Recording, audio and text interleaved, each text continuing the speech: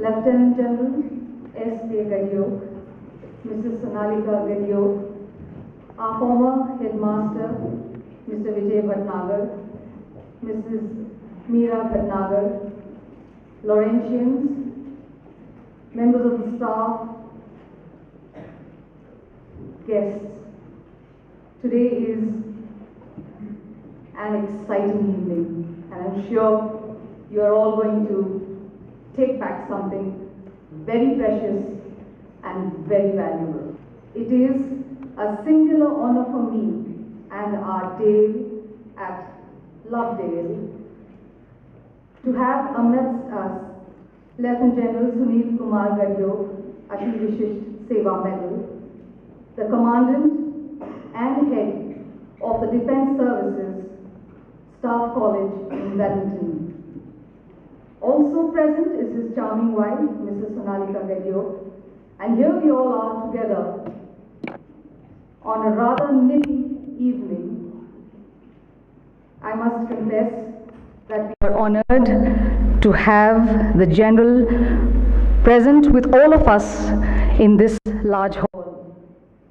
He stands tall with the aura and sheen of an ultimate luminary, a man among men, a man with iron fists and velvet gloves, a soldier, an iconic leader with character and competence. For General Gadeock, it has been a journey of excellence. And ladies and gentlemen, Laurentians and staff, the journey continues and continues without punctuations. The pessimist complains about the wind, and I'm sure those in the audience must have wondered why is it raining so much. The optimist expects it to change. The realist, like the general, adjusts the sails. Lieutenant General SK Gadeock, AVSM, was commissioned into the Brigade of the Guards, Indian Army, on 11th June 1977. He is an alumnus of the National Defence Academy, Kadakwasla, Pune, Delta Squadron, 5th term sergeant, ace swimmer, expert water polo player. He graduated from the Indian Military Academy, Dehradun. He has a Master's in Science in Defence Studies, a Master's in Philosophy, and also a Diploma in Senior Level Defence Management. During his well-checkered career in the Army, he has held command, staff, and instructional appointments. He served as General Staff Officer, Grade 1 Operations, and Colonel Administration of 31 Armored Division and 1 Armored Division.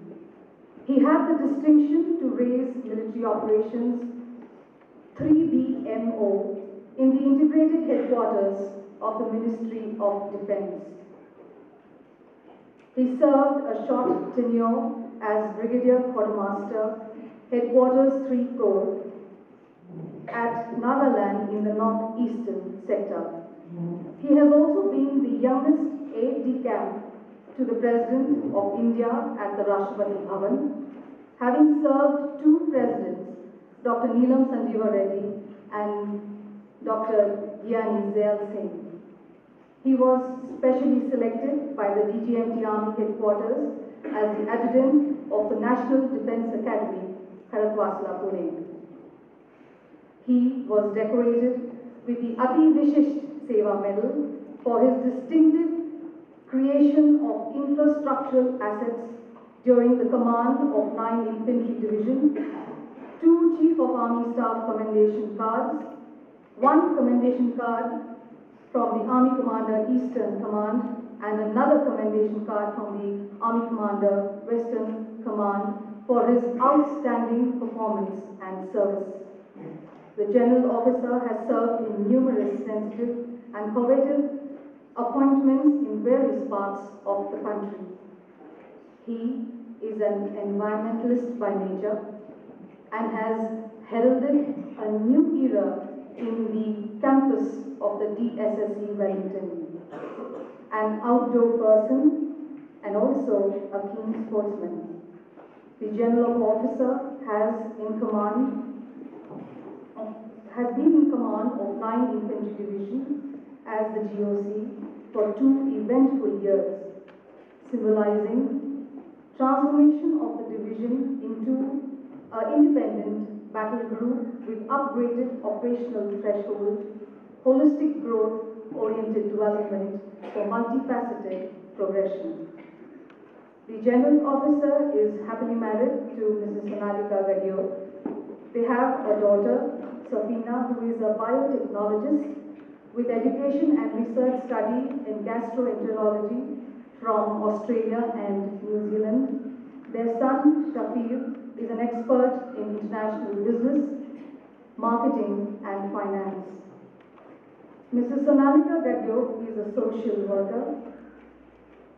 She has contributed immensely to the welfare of Army wives as well as the wives of OR families.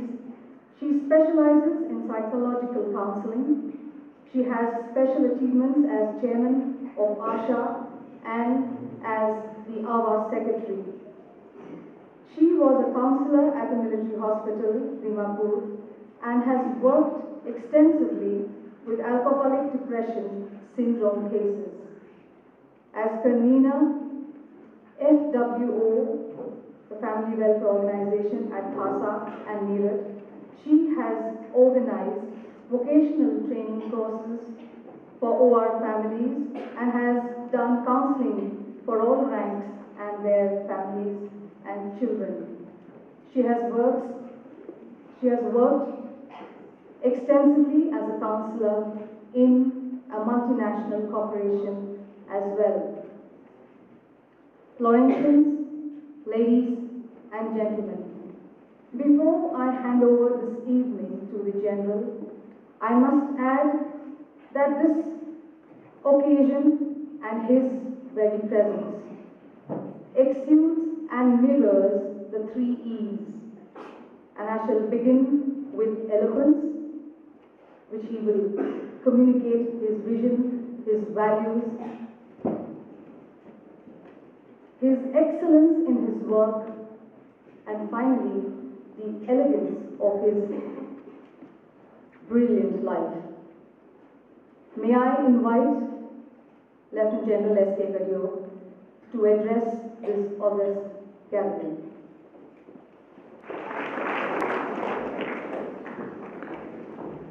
Mrs. Sangeeta Chima, General Vijay Singh Chima, Mr. and Mrs. Bhatnagar, teachers and staff, Laurentians, with this beautiful academic paradise of Lovedale, beloved children, ladies and gentlemen. Before I commence my talk today, I must say that one is experiencing a rejuvenation of childhood coming to your school after 25 years when I was attending the staff course at Wellington. I don't remember very much of the school, but I can only say that I think that time your headmaster was Mr. Dave Larry, who used to be passionately involved in the hunts with us in these beautiful meadows of the Nilgiris. And once upon a time, he requested all of us as part of the hunt club to come down to your beautiful school. And that's how we happened to drop in here and had a cup of tea. I must firstly convey my appreciation, and also I must tell Ms. Chima, your headmistress, that she has been very kind. In fact, I am very much beholden for her to have eulogized my military audacity. She's been very gracious. Thank you, madam. My beloved children, today I come here with a sense of purpose. Your headmistress had asked me sometime back in retrospect that I should come and address all of you, but I seek apology because of my previous commitments. I was not able to come here and speak to you. However, today I take this particular occasion as a matter of great honor and privilege to come to Lovedale, which is good about 57 years old. And anyone who comes and presides over such functions, it's a great honor bestowed upon him by the school. To visit the school and to be amongst our beloved children, in whom we see a reflection of the future leaders of this very illustrious and great nation, who would responsibly shape the destiny of our people and our great country. It's a great honor done to us to be part and parcel of this school today, at this very moment, as I stand here, and I share my happiness with great optimism with each one of you, with this very brilliant young generation. I'm well aware of the excellent work has been apprised to me by your headmasters. The school manifests making children self-confident, ethically correct towards enhancing their educational skills and enabling them to become valuable members of our society. Thereby, each one of you is responsible very much to contribute exponentially to the holistic development not only to our society but also to our great country. The aim of any education system is not only to provide elementary knowledge or education, but also to undertake complete personality development and instill in the children citizenry attributes pertaining to sense of commitment, a very deterministic approach to growth-oriented schemes, social values and civility, contribution to upgradation of facilities and self-discipline, besides generating a sense of pride, morality and belongingness to our nation. I'm very delighted to observe over a period of time the school academic and co-curriculum, which is absolutely consistent in its perspective, enabling the school fraternity to achieve embodied organizational excellence.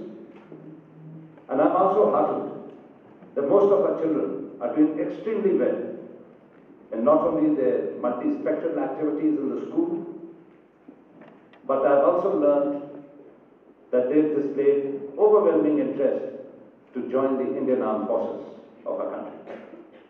Today I take this opportunity to share with you some very small mantras which is applicable to you as school children, which I thought is very important. I just spoke yesterday for 1.5 hours to a generation which is elder to you, which has just passed out of Staff College last morning, having given them the Masters in Science degrees in Strategic Studies. I spoke to them in exactly the same fashion and pattern as I speak to you this evening, except what I told them was the mantras for a very successful and a quintessential life that they must oxygenate so as to be effectively contributing to our society and nation. That is duty, honor, and country. That is paramount. Everything in life is secondary. Most important thing is your duty with honor and your country. Today, I can tell you that these small mantras will make you very effective, successful, and also make you lead a very contented life, which I have experienced, and I thought it appropriate to share with you as you are the future CEOs, entrepreneurs, and leaders of our nation. And you are also a repository as prodigious potential our nation in as far as you are the people who, through your dint of hard work, perseverance, diligence and stability, will be able to carve your dreams and a niche for yourself. Your ambitions will be realized as young leaders and paragons, as role models, worthy of perpetuation by the next generation which follows you. Today, as children who have been groomed by your teachers and by your leaders at Lovedale, you will carry this legacy forward, and you will find that the children who come after you, they shall be bequeathed the same legacy which they shall imbibe from you in as far as what I call the vision, the values and vitality. I must request each one of you to remember these three words, which I've told my officers, those who just left Staff College. Firstly, you must develop a vision for yourself in life. A man or a woman without vision has no manzil. You have to have a vision in a futuristic dimension. You must imbibe the beautiful, enriched traditions of your school, of your society, of how you have been brought up in this cradle of leadership. And in this value system, you must strive very inexorably to ensure that you have the energy and the vitality and the vigor to execute and prosecute every responsibility and the task which is given to you. Let me tell you, it's not difficult. If you have it in you, right from your school, you'll become very successful entrepreneurs, good leaders of our society. I can proudly claim today that I've always lived up to the Sacred Army Credo, which has been flashed on the screen. I've never heard of anyone dreaming of failure or unsuccessful aspirations. It is only the dreamer that instills failure and not the dream. You've heard of Abraham Lincoln, one of the most brilliant presidents of the United States of America. He failed throughout his life. He never succeeded. However, ultimately, he managed to succeed because he had the firm conviction and faith in his ability, in his self-estimable self, that one day he shall vindicate his lost honor and pride. He didn't give up. And ultimately he succeeded. You necessarily do not require that spark of brilliance. Every child here in Lovedale must not think that they have to be absolutely brilliant in the top line spectrum. No, it's not like that. But yes, you must have the tenacity and the pursuit to chase your dreams and your ambition to the terminal stage, to the last stage. And if you pursue it, there's no one in this world who can deny you your place under the sun. The spotlight will be on you. I firmly believe that you must be a dream merchant. You must dream. You must think every day that I must succeed. And do it in a very righteous manner. In a manner that has been taught to you. In a manner which you have imbibed in the fine value system of the school. In a manner which has been reverberated in this cradle, in this temple of learning and leadership. In a manner which has been mentored by your teachers and by your staff. In a manner that has been spoken to you by your headmistress. It is very important, each one of you, to have self-confidence. and to be able to rise despite failures and the impedimenta. Everyone's life has got trials and triumphs and tribulations. There is no one in this world who's born in this beautiful bed of roses and rises like a phoenix, even if destroyed from the ashes, to the pinnacles of excellence. Everyone has to go through the thorns. Everyone in this life has to go through impediment.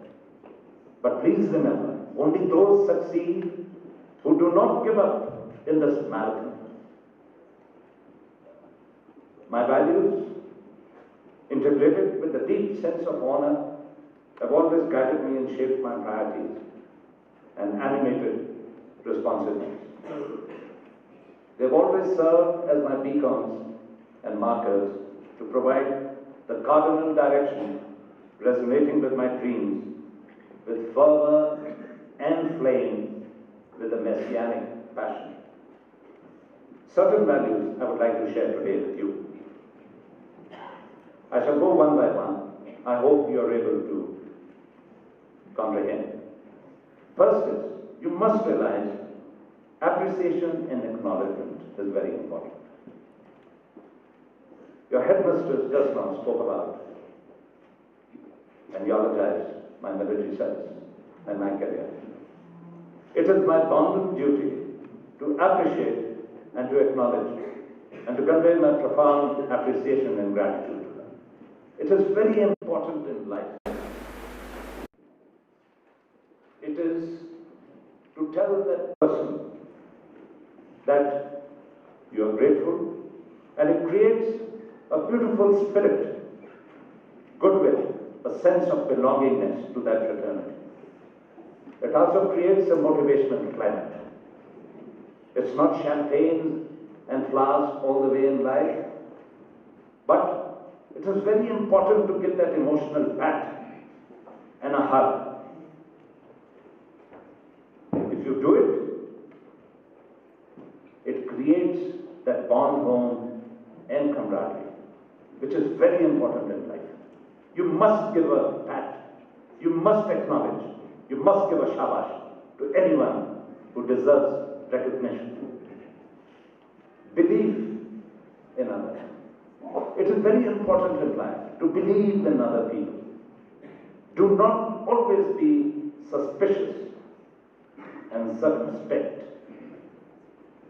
Most important is trust, allegiance, and confidence.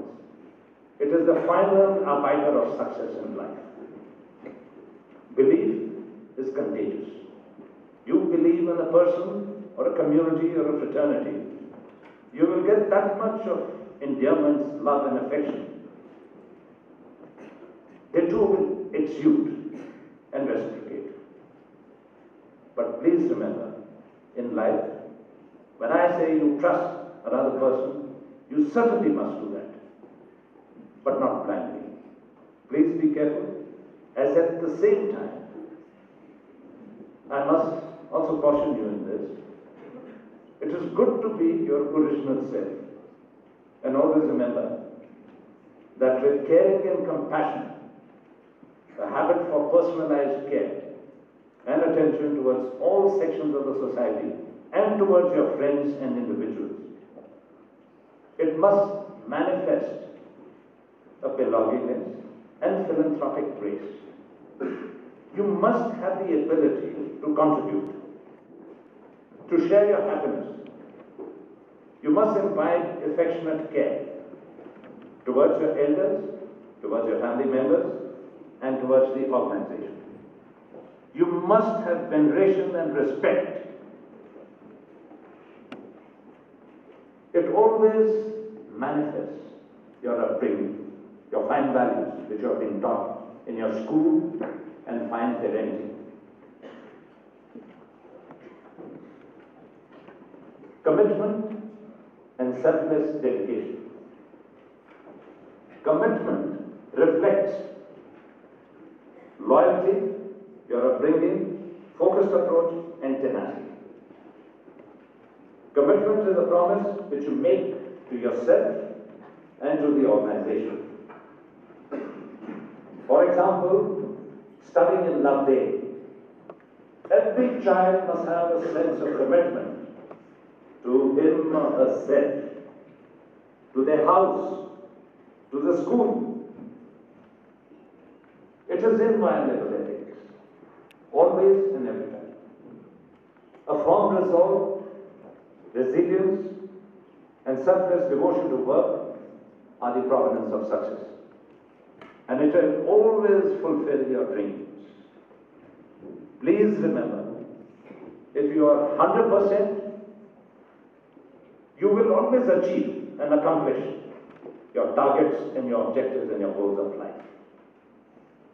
But if you are 99%, you may just about miss that flight to accomplishment. Be 100%. You will get the results that you deserve. God presides over our destiny. He shall give you what you deserve. He shall give you enough, for He is very considerate. He is very compassionate. And like they say, God helps those who help themselves. Help themselves means those who work relentlessly and burn the midnight oil. While others sleep, you work hard and you overtake your adversary, your rival. You must learn to work, and work. And when you do that, you will eventually succeed. And when you work with a focused approach, there is no one who is going to overtake you. You shall get your prize, the coveted prize. Cooperation, unity, and cohesiveness. Please remember, even the most complex tasks and assignments can be made simpler when we focus on to the solutions with collective wisdom and network-centric teamwork. Working cohesively to common problems gives you multiple innovative options and ensures greater chances of success. When you work together as a team, what do? The whole task is divided in the team, but you multiply success. So when you work as a team, you will always be guaranteed the success. But when you work alone, you may not be able to achieve your target. So therefore, if you work cohesively, that tremendous amount of bonding and understanding will always propel you and you will achieve success. I always used to be asked that, General, why do you say that motivation is 98%? You cannot quantify motivation, can you? You cannot say that my forces are motivated 98%. It is intangible. Do you understand what I'm saying? All of you? All of you? Yes or no? Yes, sir. Good. Are you thinking of dinner already? Okay. When I say that my forces, my men under my command, they are motivated 98%, it means I care for 98% of them to respond with animated responsiveness, to stand beside me, to follow my diktat, to be able to comply and execute the task which is assigned to them flawlessly, with consummate effect. 2%, I told him that I really do not bother. And why? Out of 100, there could be 2 who could be innovative and people who certainly do not have the capacity and the capability as also the abilities to prosecute. So 98% of my forces will be able to execute my plans. So please remember, if you have high standards, like your school, you maintain high standards. This is not only in academic excellence, but also in co-curricular and extracurricular activity. You must take high standards. In life, don't accept anything which is less than 90%. In fact, in my unit, everything was 95. The higher you raise the bar, you will find that when you watch the barometer of success, you will get it. The men strive to give you what you desire. They too have a good feeling, because then you incentivize and recognize their success. Very important aspect of life is courtesy and gratitude. You must imbibe the basic courtesies and etiquettes of life. They again reflect your upbringing and very much endear you to others. Conveyance of gratitude is paramount and an exemplary virtue of life. Do it verbally and also develop the fine art of writing. It is in school that I developed my beautiful hand, which I even carry on today as a legacy which has been passed on to me by my progeny, that is my teachers in St. Joseph's Academy in Dehradun, and also by my mother. She was very particular that I write on those 4-line copies, which we used to, I don't know whether they are there nowadays in the school. I used to write on that in calligraphic hand. I was very fond of it. And let me tell you, beautiful thoughts and a beautiful hand and expression is a winner. It is very important. A beautiful expression is going to win you all the kudos. Everyone is going to speak that you have an exemplary and splendid, most commendable expression. Everyone is going to commend you for a beautiful hand. And in all your interviews, in all your competitions, you're going to get that extra benefit which is going to be advantageous manifold later in life. Please remember, you must develop a beautiful hand. It's going to give you tremendous dividends in life. Forgiveness and tolerance. Condonation of mistakes is very important. You should be able to forgive, condone. Poor behavior and attitudinal deficiencies, howsoever they may be, you must warn a person and then condone. It is very much appreciated by everyone in the organization. You may be very strict, and as your headmistress said very categorically, it's an iron fist in a velvet glove. You have to be strong. You have to pose a strong exterior, but you have to be compassionate. You have to be empathetic. You have to be caring. You have to be a pragmatist and a realist, and not an appeaser in life. An important value which reflects veneration, courtesy, maturity, and balance. All this manifests in your fine value of forgiveness. You must possess the quality of honesty and probity. Please remember, do not get carried away in life. The most important virtue and a sterling attribute of a leader is honesty, fidelity, and loyalty. When you live with honesty, it keeps your heart and your soul pure and the mind free of intrigues, prejudices, any kind of nepotism, predilection, and proclivities. You don't have any kind of a bias. Have no discrimination. Don't believe in parochialism. Probity, and rectitude are the strength of your character. It is the moral fiber which is allegoric to your persona. Hope and optimism. Hope reassures us that there will be a dawn after every sunset, and therefore, never give up. Be optimistic and share your views and perceptions positively with friends for a happy life. There is no place for negativism, status quoist attitudes, and mediocrity. You cannot be a mediocre student. You cannot be a mediocre entrepreneur.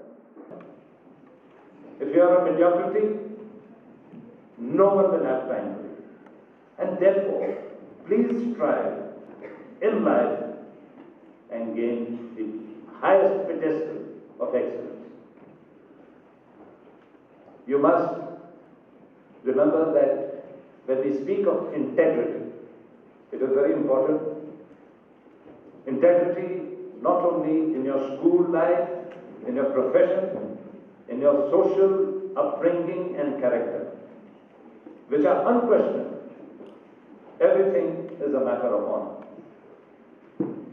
You may remember there was an admiral of the Indian Navy, Admiral Joshi, who resigned as the chief of the naval staff because he felt his integrity was impugned, primarily because of the naval accidents which had taken place. He owed full responsibility, and therefore he resigned. You must remember, there is nothing that surpasses and transgresses honor. Honor is paramount and most important. Everything else in life is secondary. You must have defined virtues of humility and modesty. It's very important character attribute, and it has a very magical effect which endures relationships. Being an ex-ADC to the President, when I met Dr. Abul Kalam, let me tell you, he's a man who manifests this quality of humility and modesty. He is so humble. He's so down to earth. He's very well anchored. And yet, this gentleman, I must tell you, at any point of time, if you request him to come to any of the schools in the country, he has been there. In fact, I think he is one of our oldest veterans who has been to the maximum number of schools in the country. It is because of his humility, his passion for education, his passion for growth-oriented development, and his passion for this country to progress in multifaceted activities. Listening skills and patience. You must have an eye to listen, an eye to perceive, and ears to listen. It is very important in life that you develop this habit to pay attention to others' viewpoints, and these impressions later are going to assist you to improve your work ethics and productivity, because it creates a better state of mind for prudent decision making and exhibits forbearance when you are under strain. Knowledge base and intellectualism. You must develop your knowledge and keep extending the base through intensive reading. The best reading in school you can develop is sitting in the library and spending hours over gaining your knowledge. You must develop this habit, intuitiveness and inquisitiveness, to learn more and more about this universe. Once you develop this, your creative instincts and intellect will get honed. And this will assist you tremendously in your interactions and your discussions, your parleys, and whenever you are pitched against your counterparts in your civic street, or in the armed forces, you'll find yourself in a very comfortable position. Read as many books as you can. During your holidays, you must develop this art of reading. It's a passion forever, till eternity. Communication skills. I would request all students to develop oratorial excellence. You must be taking part in debates and declamations in school. Every child should develop to speak with eloquence. You must also develop your wit and sense of humor. It is a force multiplier which is going to assist you tremendously in your later years in life. Innovativeness, very important. In this competitive world, you must develop yourself to become innovative. You must have your mind working 24/7. Every day when you get up or when you sleep, you must think of something novel, something new. You should be able to conceptualize. You should be able to be perceptive. You should be able to crystal ball gaze into the future, into the dynamics. And how do you do this? By reading, by talking to your friends and your peers, by seeing the internet, viewing the television, seeing as to what is being conducted, attending seminars. When you do all this, and you have that passion for learning, you will find that your mind will start developing and coming up with some very ingenuine and imaginative ideas.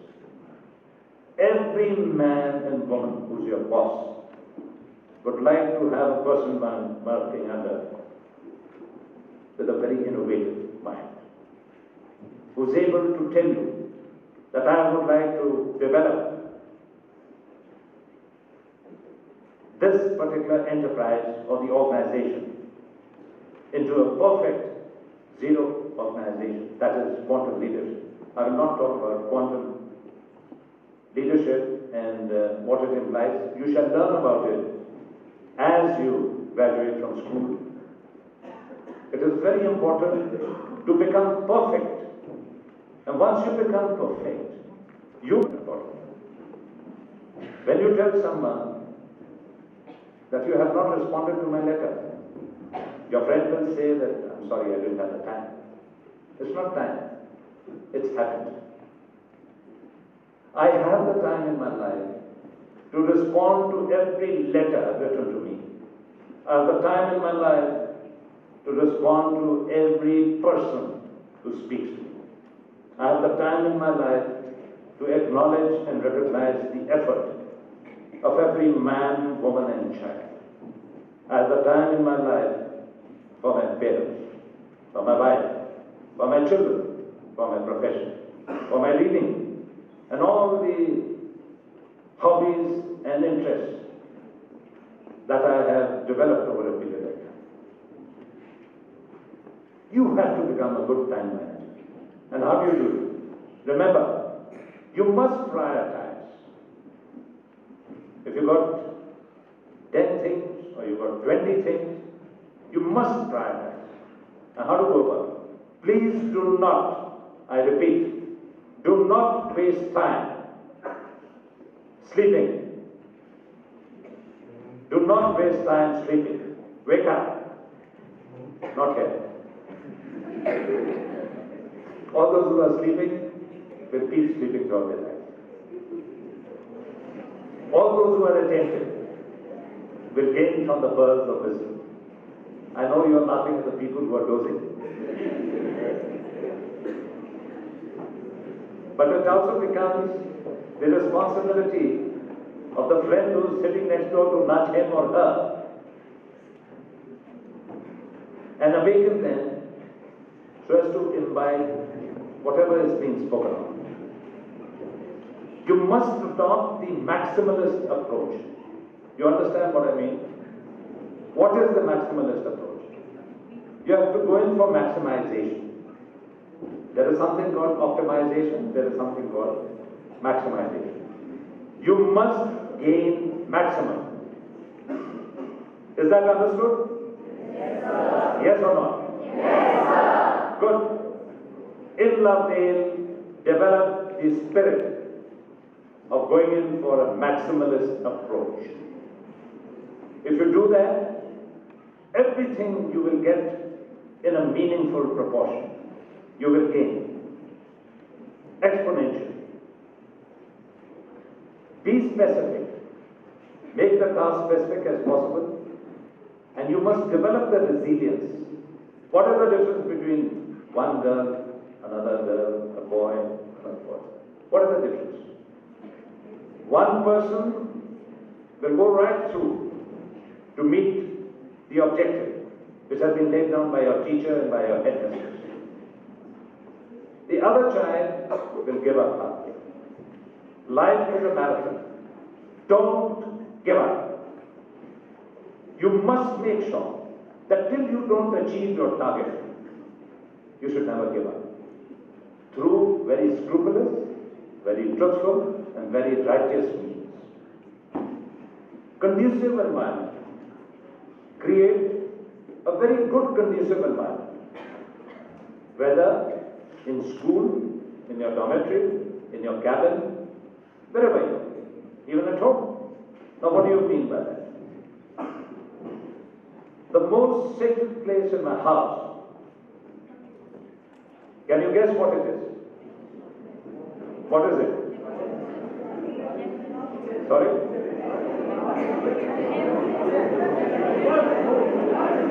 Okay. Thank you. I think I heard it's the dining room.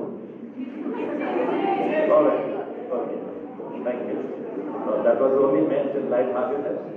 But I'm very happy that you have said. I could hear two things. One, I think, is your so-called dharamsthan, that is where you do your puja, where you pray to the Lord Almighty to grant you wisdom, strength, energy, where you pray to the Lord that He shall bless you, the school, the society, and your country, and your family. What is the other phase? What is very important? All right. Thank you. Thank you. It is your children study.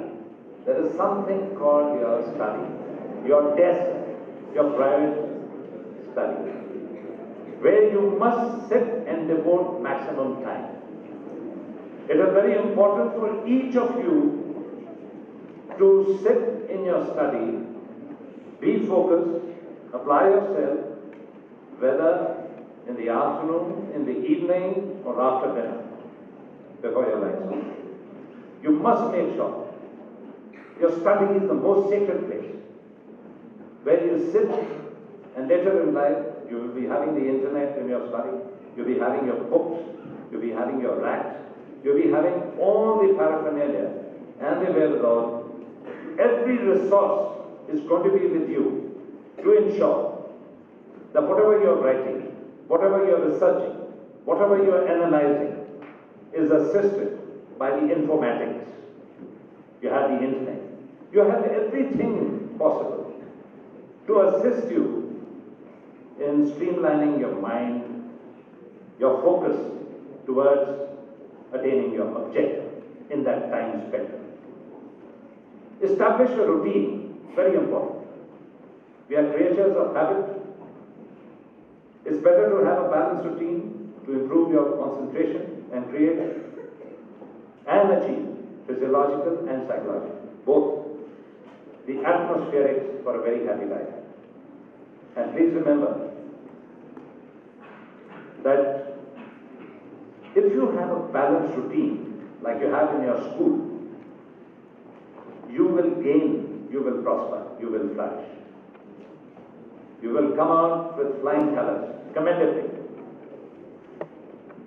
All these aspects which I have spoken to you has tremendous meaning in your life. I shall very briefly now mention about your joining the armed forces.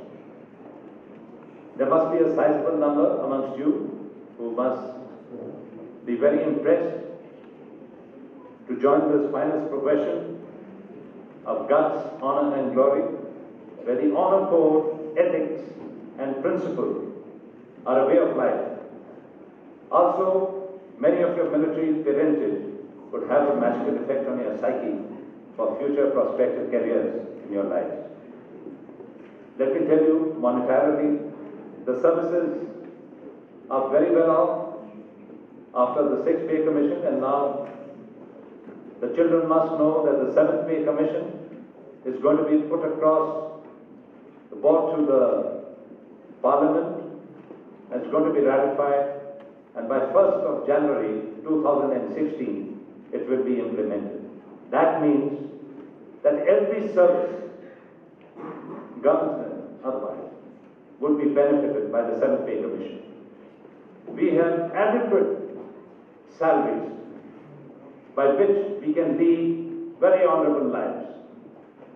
We have adequate money which is given to us, by which we can carry out our investment and look after our spouse and children.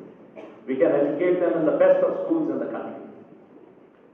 So let me assure you that if you join the armed forces, you're going to have a life which is going to be harbored on finesse, class and quality, responsibility of leading men and now women in uniform, commanding them under adverse conditions, earning unflinching loyalty, giving the greatest satisfaction to a human being as compared to the civilian perspective.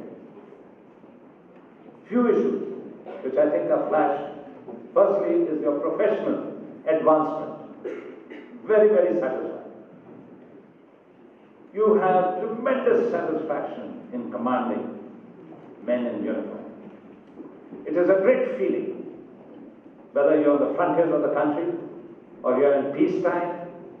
It's a beautiful feeling.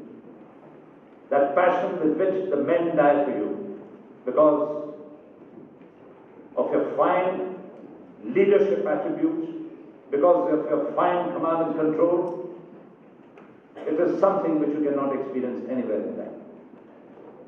Here you have General Gurjeet Chima.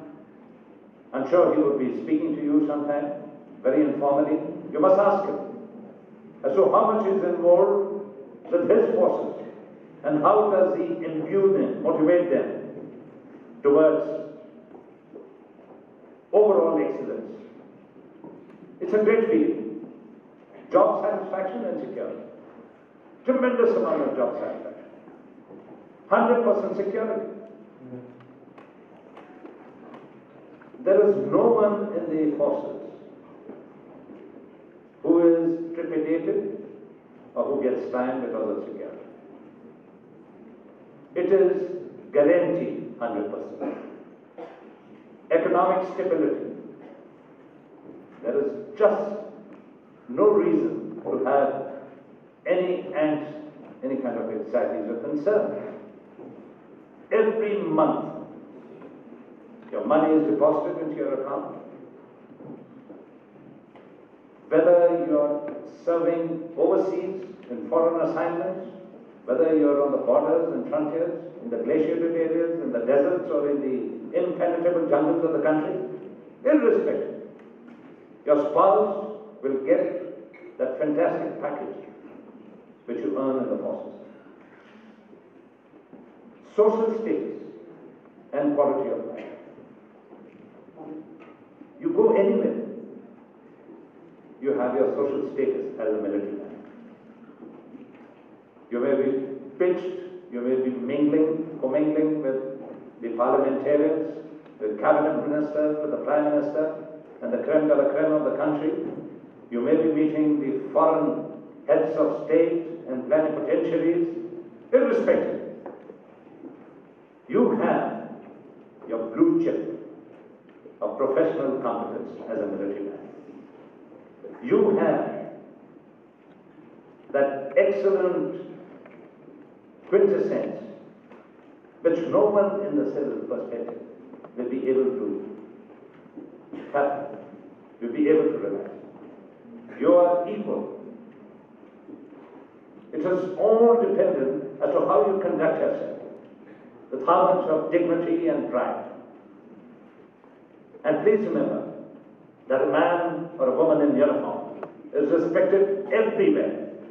It is not only in your country, it is across the borders. It's a global phenomenon. Variety in adventure. You have eclectic adventure activities. You will be serving in one of the most beautiful places, and that is why I call it, that it regales in the beauty and mystique. You will find yourself in such lovely, exotic environment, places like Commandant. I remember when the children came to us as part of the operations at Parliament. Absolutely fascinating. We had children coming from Kashmir, from the Ras Valley and Swat regions, which are the furthest up north, from the mountainous areas. What lovely children. Let me tell you, it's so beautiful to mingle with your countrymen, with your people. And this opportunity which you get for these diverse cultures, where you're going to meet all these people who are multi-ethnic, multi-linguistic, multi-religious. It is an opportunity of a lifetime and gives you an excellent experience to round off your personality. And lastly is the excellent career environment. There could not be a better career environment. I'll be completing 40 years of service, and let me tell you, I have just no regret until my wife. And my children are absolutely delighted that we have given them the best of upbringing, the best of education, and the best of value system.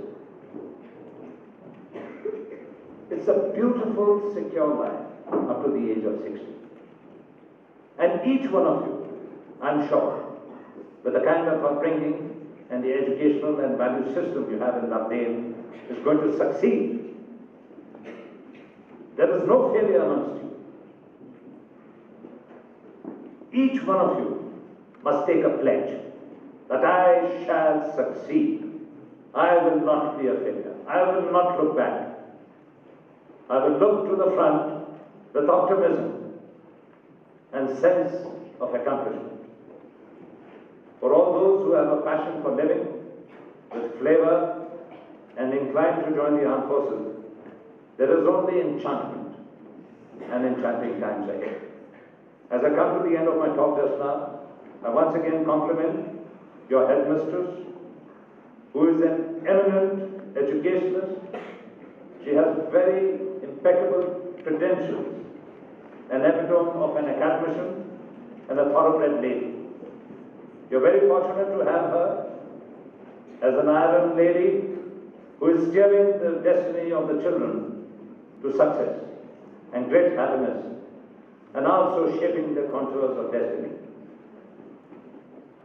She has given back to the society and to the Nilgiris, one of the finest institutions in our country, through her precise, visionary and directional projects. She has not only gained prominence because of her ethics in as far as school management is concerned, developmental processes and infrastructure facilities in Lovedale. It is also her undying passion to attain scholastic excellence through such well-established fountainhead of learning. We only pray to the Lord to bestow His benedictions upon Lovedale and the fraternity here to leverage the academic threshold, producing responsible citizens and icons of tomorrow. I'll conclude now by saying, it's a dream to have a beautiful school which makes a difference to the life of our children. One day, when the children leave, they must hold their heads high with greater sense of pride and achievement, eternal power and wisdom. Only then shall their dreams be redeemed with a great sense of honor. I shall look forward to meeting each one of you as you graduate from the school in the millennium endeavor to make themselves successful citizens of a country, who meaningfully are able to accomplish their goals in life, and always work with tremendous amount of steadfastness for those three golden words I told you: duty, honor, and country. May the Lord bless and protect you always. Jai Hind. Thank you.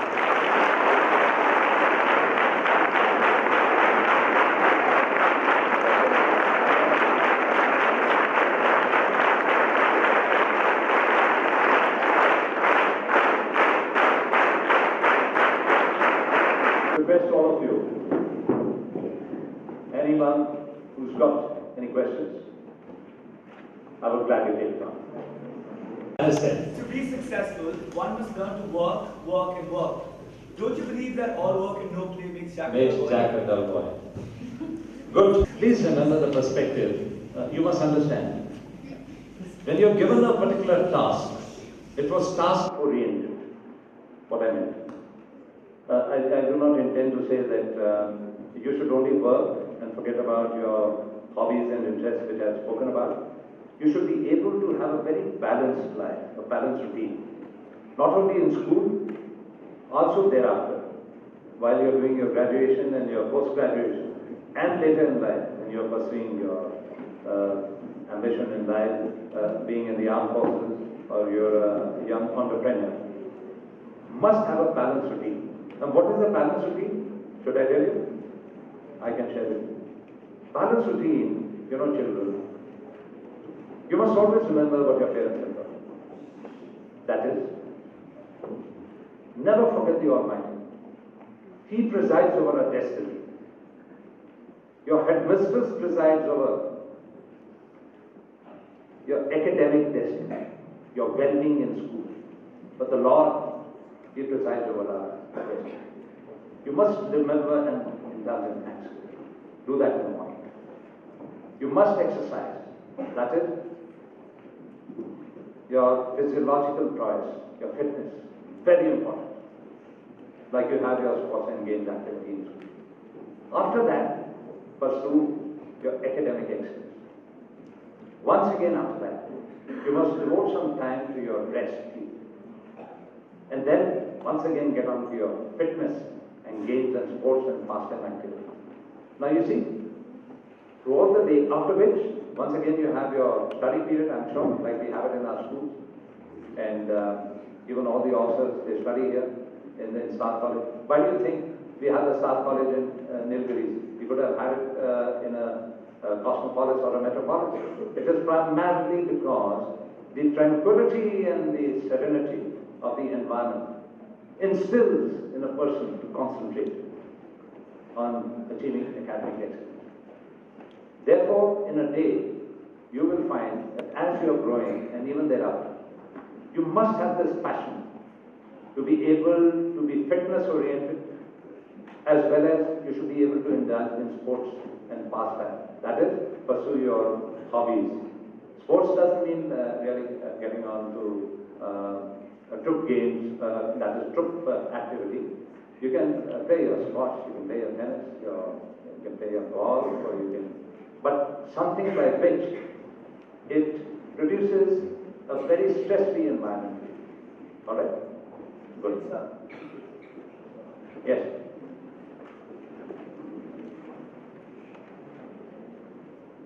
Anyone in the balcony? Good evening. As I've come to I have very personal it's very easy to be able to do the right thing yourself, to be able to be focused and to do what you think in an environment like this is right. But when it comes to convincing others, people under you, to do the same, it is very difficult to come to that level of understanding, to be able to explain, to be able to understand and convince. So that's the thing which I find very difficult. Okay, very good. Very nice. You understood what your head girl has asked. She's asking, it does become difficult many a times for you to make your subordinates understand and to be able to tell them to prosecute and execute the work and the task which has been assigned to them. And that also with consummate effect. That means with perfection. How do you do it? I'll tell you. Very important. What did I speak to you about? Role model leadership. Why is she the head girl? She's better than the others because she's been a role model to an extent. On a sliding scale of 10, she's become a role model 8 plus out of 10. She's been made the head girl. When you're a role model, you will always be picked up. Firstly, what do you understand by being role model? As a child, whatever is supposed to be achieved by you in your class, through your diligence, constant reading, being correct, being punctilious, being prompt, being diligent, persevering to the best of your ability, doing capacity building, your teacher and your staff expect you to behave in a certain manner. You do that correctly. You answer things correctly. You're able to exemplify things correctly. That means your academic excellence and your co-curricular and extracurricular excellence has been achieved on that scale somewhere around 8 plus. The other children have not been able to achieve it. So you become a role model. Means you should not be doing anything which is not expected of you. You should be correct in your behavior. You should speak correctly. You should be kind. You should be generous. You should be magnanimous. You should be optimistic. You should think good about everyone. You should be kind, warm-hearted.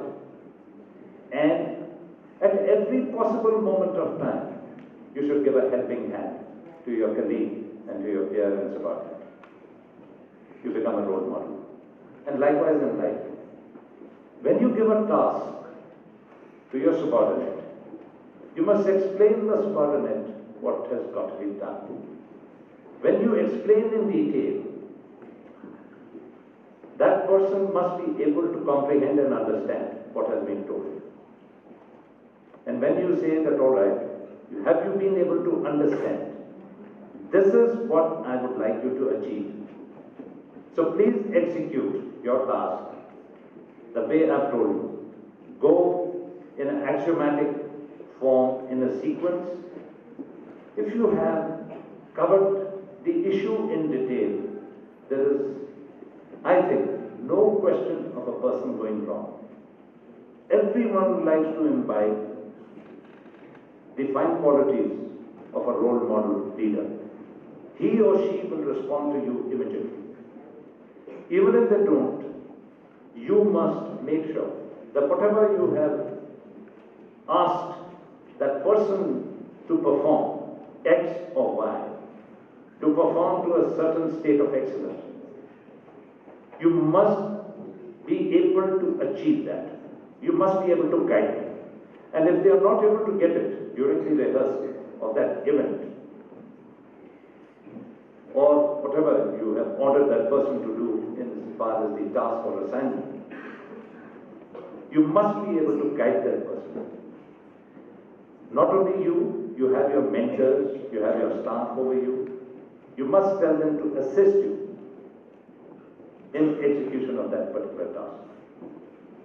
And let me tell you, if you are yourself a role model, every person will try to achieve what you have laid down as a matter of benchmark of excellence. That watermark has to be very high. Have I answered your question? You'll succeed, don't worry. Does the school follow you on your imprint, on the sands of time? Everyone will follow you, as long as you are perfect. There is no question. They shall abide by it. The whole school. Is that right? Yes, sir. Is that right? Yes, sir. You happy? All right. Any other questions? Yes, I see. So, what was the question the Good Shepherd girl asked you? She asked me a very similar question. She also asked me about the mantras, that is basically for success, after she was in finishing school. And she just spoke to my wife 3 days back. She just passed out from the finishing school of GSIS. She asked about the mantras success after finishing school, that is after she takes up her post-graduation in life, as to how to succeed. She told us that what she thought of in life was a beautiful environment, very protective, an environment where there was excellent guidance and tutelage by fine mentors in the school at GSIS. And she told me, she said that I found myself in that cradle of learning and leadership. She said, now when I leave the school, I find that there are going to be so many phenomenal changes. We are going to be like out in the sea, in the vast ocean, where predictability is different. You cannot prognosticate, you cannot foretell, you cannot make out. Every person who is doing crystal ball gazing, perhaps, will not be able to ascertain a very specific future. So she was asking as to what is the mantras for that in life, how to pursue, and how to become a woman of substance, how to achieve that success. So I told her certain issues which have got to be kept in mind. I told her it was very important to have the upbringing of the school, what was taught in school, never to go wrong. Because the moment you falter, please remember, the moment you falter, not once, twice and too many, you're slipping into oblivion. You're getting away from that foreordained path of success to achieve your goals of life. So I gave her those mantras which she must not only preach but practice. She must imbibe. There are 3 types of people. One are the pragmatists, one are the realists, and one are the appeasers. Please remember, you have to be a pragmatist, but more than a pragmatist, you have to be a realist. If you are a realist, you will never go wrong. Realists are that breed of people who succeed in life, having taken everything into consideration for their holistic development. They study for it, they research, they are diligent, they are networked, they improve their knowledge base, they increase their awareness domain, they are very optimistic, they have no negativism, they always believe in being highly futuristic, very contemplating in the thought process, and to achieve that, they work towards it. All of you will know everything that I've spoken about, but very few of you will practice to achieve that high pedestal of excellence. I'll give you an example, slightly digressing from what she's asked. For example, you pass out as head girl and you're given the gold medal. Or like in the armed forces, we have the Sword of Honor, which is given to the best passing out cadet from the academy. If you have to write a letter to the head girl who gets the gold medal, or to the man or the woman who passes out with the Sword of Honor, as has happened, one of the lady officers who passed out from the Officers Training Academy, she was bestowed with this very unique honor of being given the sword, which, let me tell you, is by no means an achievement. It's a feat unprecedented. And how did she get it? She was pitted against the guys. She only got it because she was very focused, right from the beginning. In all spheres of multifaceted activities, she excelled. Now, when you have to write a letter, your letter should not be an ordinary letter. When person A writes that letter, he will just write that I wish you the very best and my heartiest congratulations. I hope your millennial endeavors are crowned with success. That's it. There's another person who will write the letter differently. That person will write at least 3 to 4 paragraphs.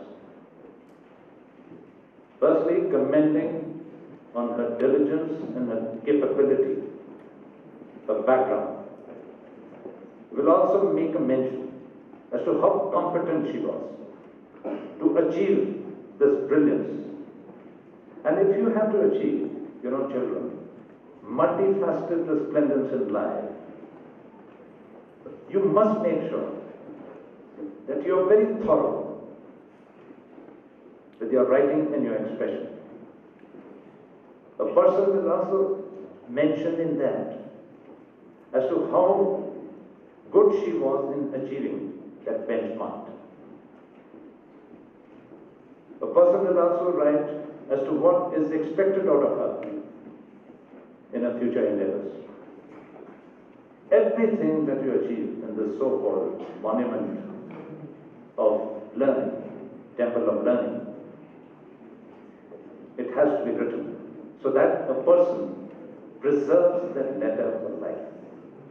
Your letter, which you have written to her, should be preserved and framed for life. If she does not, that means your letter is not worth it. Must learn that art. And therefore, what I want to implore and request all of you, please go that extra mile. Burn yourself a little bit more. And you must be able to achieve that watermark of excellence. It is very important. And you can do it. And you can do it well. A person from Lovedale should be able to do it. From any other school or not. But you should. If you've been brought up well, you've been tutored, mentored, you should be able to achieve. There's no question. Will you or not? Yes, sir. Yes? Yes, sir. Very well done. Very proud of you. Yes. Anyone else? When you're too kind and side-by-side firm, people tend to take advantage of you, and you don't really gain respect. So, is it the right thing to instill fear into them to gain respect and to make yourself a person who they would look forward to in life? Good question. Sit. Please remember, there is something called earning respect and commanding respect. You understand the difference? Earning respect is very natural. It is by your habits and your sterling attributes, your stellar qualities which you have imbibed and inculcated over a period of time. And what is commanding respect? Which is forced through coercion and intimidation. What she is asking, what Isha is asking, is whether if a person you are kind and also firm, a person would be able to respect you. Everything over a matter of time depends on your personality. A person will come to know you, that you are no nonsense man, no nonsense woman. Have you seen the chairman, managing directors and the CEOs? I'll speak of 3 of them. You've got Kiran Majumdar Shah. Have you heard of her? She's the chairman, managing director and CEO of Biocom. It's a microbiology, biotechnology firm. She's one of the top leading entrepreneurs, iconic women of our country. You have Indra Nui, who's the CMD of Coca-Cola. You heard of her? The third one is Chanda Kochar. You heard of her? All right. Now, how have these women risen to such iconic heights and pedestals of excellence? You have to be a no-nonsense person. You have to be known for it. It's very important, as the people know you in that particular organization and in your fraternity, that this person means business. You have to be kind, where you have to show your feelings of empathy and your kindness. You have to show that your personalized care and attention is towards that particular person. But when a person does not respond in an appropriate manner and is not animated, then you have to be firm. Therefore, in an organization, when they know that this person means business, he or she acknowledges and recognizes the prodigious potential and is absolutely perfect. You will never be taken. I'm very proud of the fact that right since my days at the academy, and my very dear friend and colleague Gurjeet is going to approbate what I'm saying, I have never been taken for granted ever since I got commissioned and I was a graduate from India. Never. I was very friendly. I was given to the best of, in fact like you, given to the best of Vincent Days. I was the best sportsman in my course later on. I had not a very illustrious academic career, I can confess, but I had to mingle, I had to mix, I had to be very adventurous, everything. I was able to earn my respect with my men. There was no question of a man taking me for granted, because I was very firm with them. But when I played with them, when I sweat with them, I toiled with them, I gave my blood for my country. We sweat, we worked together as a team. But I was very firm with them. I said, unless and until you don't achieve, I will not spare you. And we used to sweat together. It is only when you are a role model, when you achieve that pedestal of high excellence, when you achieve that watermark, when you are able to excel by those mantras which I gave you, smart. That is very important. And then people don't take you for granted. So keep that in mind. You have to have a blend. A human being is a blend, a fusion of very fine character qualities. You must have all. You have to be compassionate. You've got to be firm. You've got to be very adroit, very astute. You cannot allow yourself to be carried away by complacency or only empathetic attitude. You cannot. You've got to have a fine balance in proportion. I hope I've been able to convey to you. Children, thank you very much. I really enjoyed interacting with you.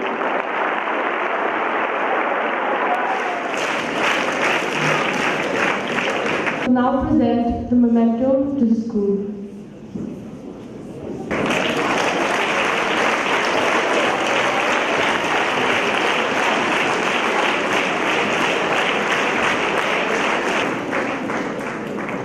Ananya Jaffa, the artist, will now present her painting as the school memento to the chief guest.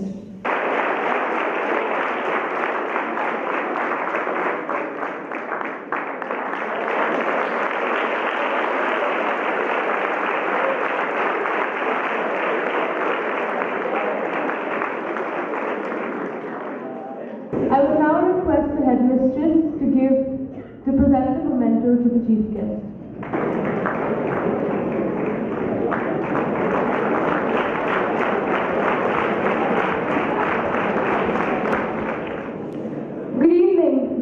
gentlemen, on behalf of all the students and staff of the Lawrence School, Lovedale, it gives me immense pleasure to propose a vote of thanks for so colossal a personality as Lieutenant General Commandant Gadeock.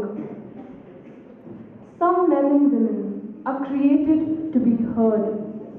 There are some others who are to be seen, but the General stands tall and unique, for he is made to be both heard and be seen. His words of wisdom and his persona made us realize that for beautiful eyes look for the good in others, for beautiful lips speak only words of kindness, and boys, reach out and grasp the rainbows and your dreams which lurk beyond the horizon. There are many gates to the house of wisdom, the General undoubtedly being one of them. This evening we growing adults have learned that wisdom is to live in the present, plan for the future, and profit from the past. Ladies and gentlemen, and one should not forget, like water in the desert is wisdom to the soul. Thank you very much, sir, for sharing this unforgettable evening with us.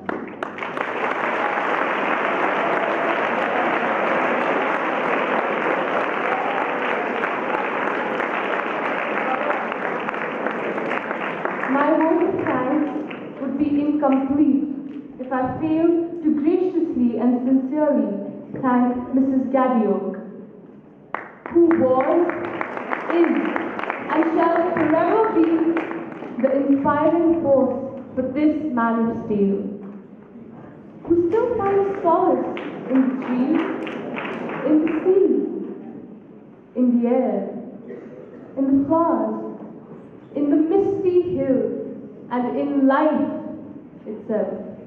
Thank you. Thank you, sir. Now request everyone to stand for the national anthem.